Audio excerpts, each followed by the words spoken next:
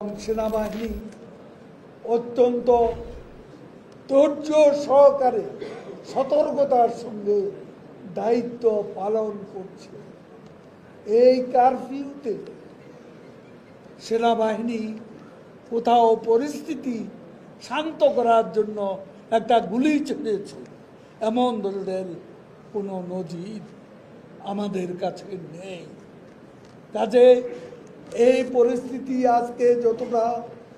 আজকে যে শান্তিপূর্ণ অবস্থা ফিরে এসেছে, এটাই কিন্তু শেষ কথা। তারা এখনো ঘাপটি মেরে বসে আছে, আরো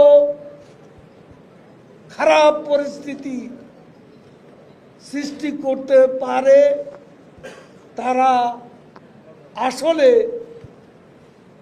মির্জা ফখরুলের মিথ্যাচার থেকে আজকে মনে হয় তারা মুখে শেখ ফরিদ, বগলেই। আপনারা দেখছেন দৈনিক কর্ণকণ্ঠ, সবার কথা বলে।